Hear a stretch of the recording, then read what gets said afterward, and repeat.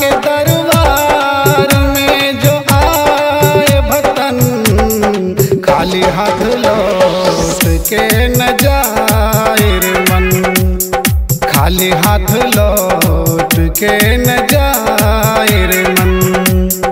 आके श्रद्धा के चढ़ाए जो सुमन, आके श्रद्धा के चढ़ाए जो सुमन, सच दिल से जो यहाँ करते नमन, सच दिल से जो यहाँ करते नमन।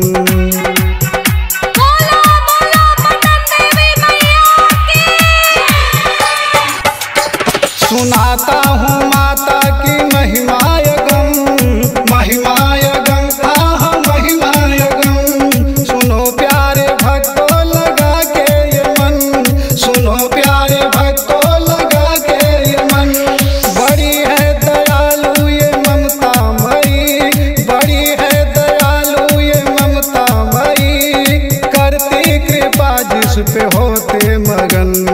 आई नवरात आई नवरात, आए माँ की लगन, आई नवरात आए माँ की लगन।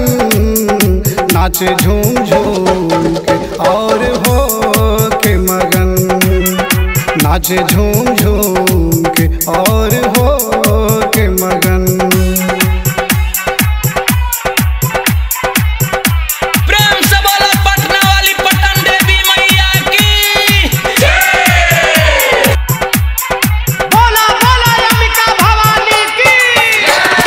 प्यारा सजा है ये माँ का मंदिर, माँ का मंदिर हाँ हाँ माँ का मंदिर। आता जो एक बार वो आता है फिर, आता है फिर हाँ वो आता है फिर।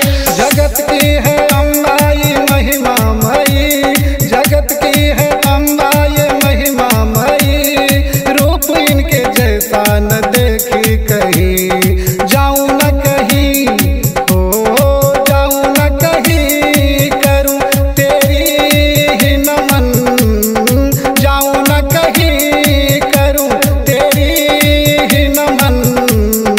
खाली हाथ लौट के न जाए रे मन, खाली हाथ लौट के न जाए रे मन।